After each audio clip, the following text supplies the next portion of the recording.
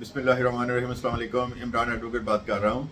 सस्ती ज़मीन के चक्कर में कई दफ़ा जो अक्सर लोग सस्ती ज़मीन ख़रीदते हैं, मार्केट से 5 लाख रुपए सस्ती मिल रही है, फ़ौरन ख़रीद लो।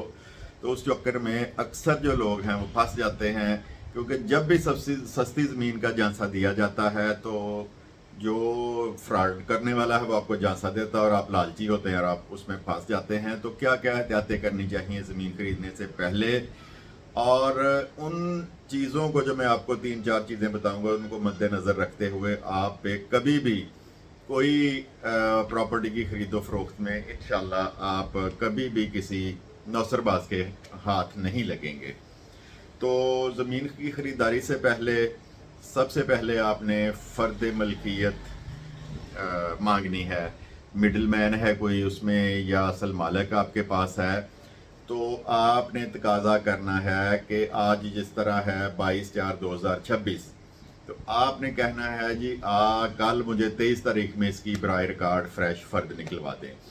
पटवारी के पास अगर वो मौजा है, वो चेक नंबर है, तो पटवारी से फ्रेश फर्द ला दे, या आप खुद निकलवाएं, या अगर कंप्यूटराइज है तो अराजी रिकॉर्ड सेंटर से वो फर्द हासिल करें। उससे क्या होगा कि अगर उस पर कोई कर्जा हुआ, उस पर कोई उन्होंने ज़मानत दी हुई हुई या उसमें किसी किस्म का को और इबहम हुआ तो वो आपका दूर हो जाएगा। तो सबसे पहली और अहम बात यह है कि आपने फ़र्द मलकियत लेनी है उस बंदे से बराए रिकॉर्ड। उससे बहुत सारी चीज़ें आपकी क्लियर हो जाएंगी, और फ्रेश लेनी है, पुरानी फ़र्द रिकॉर्ड की नहीं लेनी, और कोशिश करनी है कि आप खुद जाके लें। दूसरा सवाल आपका क्या होगा कि भाईजान इसकी पुरानी रजिस्ट्री दें मुझे। पुरानी रजिस्ट्री से क्या होगा, ये एक बड़ी अहम बात है और बहुत सारे लोग कई दफ़ा फ्रॉड से बच जाते हैं। फ्रॉडिये के पास पुरानी रजिस्ट्री नहीं होगी। पुरानी रजिस्ट्री से एक तो पता चल जाएगा कि किस सन में ये बंदा मालिक बना है और आया उस रजिस्ट्री पे इसका नाम है कि नहीं है।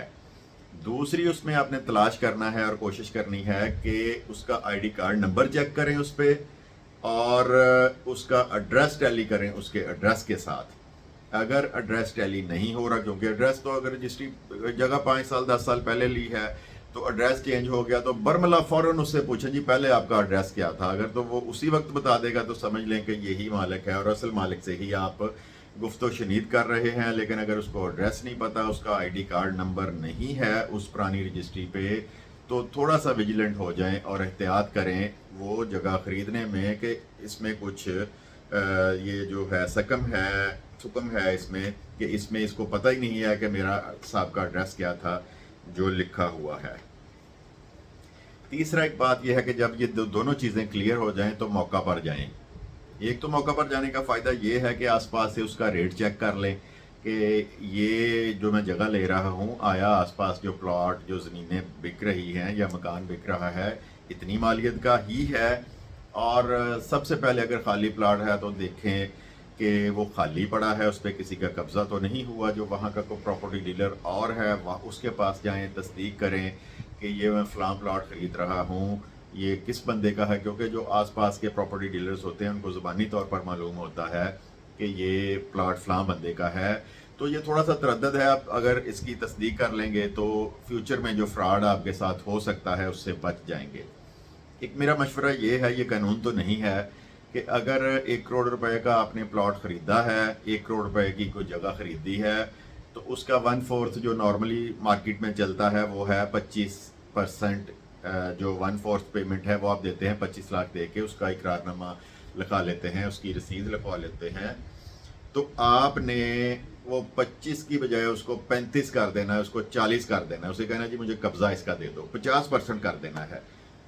अगर तो उसको ततीमा लगा हुआ, मेरे चैनल पे खसरा नंबर और ततीमे की वाली वीडियोस पड़ी हैं, आप चेक करके वो देख सकते हैं कि खसरा और ततीमा क्या होता है। अगर तो खसरा लगा हुआ है तो चांसेस कम है वहाँ पे किसी और के काबज होने के या कोई और मालिक निकल आए। लेकिन अगर सालम के बैठा है तो उसको डबल बयाना कर देना है आपने कि मैंने रजिस्ट्री से पहले पहले इसकी 4 दीवारी करवानी है। 4 दीवारी की सूरत में जब आपने वहाँ पे 4 दीवारी करनी है, ज़ाहिर है उसको 2 4 5 10 दिन लगेंगे। अगर कोई और उस जगह का मालिक हुआ तो आपके सामने आ जाएगा और बयाना दे के जो आपने डिस्प्यूट में पड़ना है, अदालतों के चक्कर लगाने हैं, आप उससे बच जाएंगे। اور ریپو چیک کرنی ہے فروخت کرنے والے کی کہ اس کی ریپو کیا ہے. آیا وہ بندہ پہلے کوئی جعلی رجسٹری میں جعلی کسی پراپرٹی کی ٹرانسفر میں جو ہے وہ انوالو تو نہیں ہے. اس کا CNSE چیک کریں, اس کی تصدیق کریں, کسی سے بھی کر لیں, پراپرٹی ڈیلر سے کر لیں, اس کے محلے سے کر لیں. تو یہ احتیاطیں وہ ہیں کہ اگر آپ اتنی سی احتیاط کر لیں گے تو انشاءاللہ کبھی بھی کوئی غلط بندہ آپ کو جگہ نہیں فروخت کر سکتا, کوئی دو نمبر رجسٹری آپ کے نام پہ نہیں ہو سکتی. تو یہ احتیاط لازم ہے. اگر یہ احتیاطیں کر لیں گے تو آپ کے ساتھ کبھی بھی فراڈ نہیں ہو سکتا. اور 10 لاکھ والی جگہ اگر کوئی بندہ 6 لاکھ میں بیچنے آئے تو اس سے بچیں. 10 لاکھ والی 9.5 پونے 10 لاکھ کی تو ہو سکتی ہے, لیکن جب 6 لاکھ اس میں آئے گا, جی 6 لاکھ میں آپ کو لے دیں, تو وہ 100% اس میں کوئی نہ کوئی فراڈ ہوگا. اس سے بچیں.